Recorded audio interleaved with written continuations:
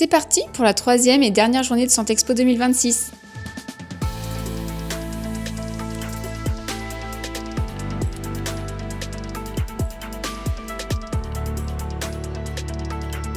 Une journée où, encore une fois, le numérique a démontré sa place centrale dans un système de soins qui évolue avec son temps en fonction de ses enjeux et du contexte actuel.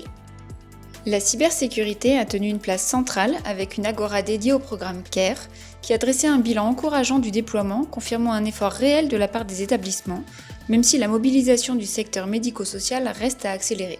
L'agora a également été l'occasion de cadrer le calendrier de Nice 2, la directive européenne qui doit s'appliquer pleinement en 2027. Elle a invité les établissements à engager leur mise en conformité dès maintenant sans attendre l'adoption définitive du texte. Cette troisième journée a également été l'occasion de poursuivre sur l'une des thématiques phares du salon, l'intelligence artificielle, et notamment son usage réel à l'hôpital, ses conditions d'adoption, son ROI. On a une innovation qui va très très vite, qui est galopante. Les études montrent par exemple que des médecins désapprennent avec l'IA et que certaines études, notamment en imagerie, montrent que IA tout seul ou IA plus médecin, on dit que c'est meilleur que le médecin tout seul. Ok, vous enlevez une IA à un médecin, il ne sait plus. Il y a un certain nombre de choses qu'il a oublié de faire. Ces questions ont fait l'objet de plusieurs prises de parole tout au long de l'événement d'ailleurs. L'idée forte à retenir, c'est que l'IA est maintenant un chantier opérationnel, que la meilleure IA, ce n'est pas forcément la plus performante sur le plan technique, mais celle qui s'intègre naturellement dans les pratiques médicales. Les vraies questions autour de l'IA tournent maintenant autour des conditions de son déploiement. Interopérabilité, souveraineté, cadre juridique, formation des soignants.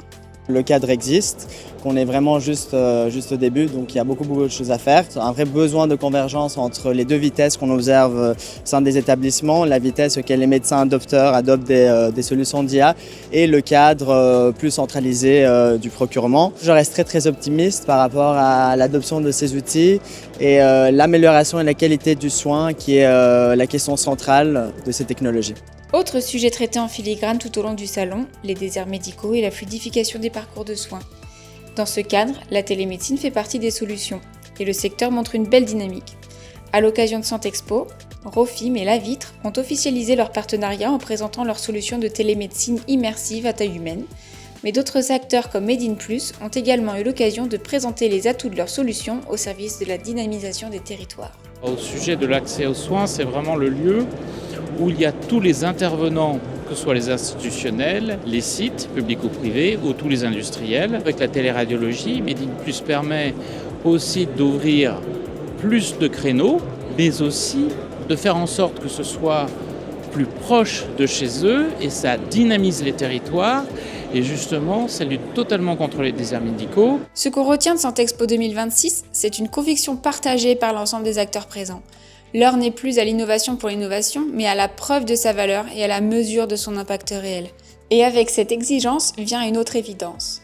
Ce qui fait la réussite d'une solution numérique, ce n'est pas sa sophistication technique, c'est son adoption, ce qui oblige le secteur à se poser sérieusement la question de l'accompagnement.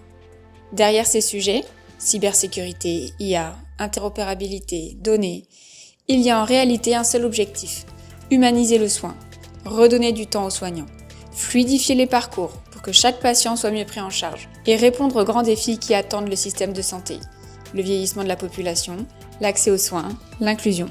Le numérique en santé n'est pas une fin en soi, c'est un levier. Et Santexpo 2026 l'a démontré, édition après édition, avec une clarté de plus en plus grande. Mais au fond, le meilleur résumé de ces 3 jours, ce sont peut-être ceux qui les ont vécus qui peuvent le donner. Santexpo, en quelques mots, c'est la diversité des intervenants, énergisant, démontré, innovation et IA. synergie, très inspirant, les rencontres, Foisonnement, données et sa valorisation. Beaucoup d'échanges, beaucoup de rencontres. Intelligence artificielle et beaucoup d'humains. Merci à tous d'avoir fait vivre cette édition 2026 et rendez-vous l'année prochaine.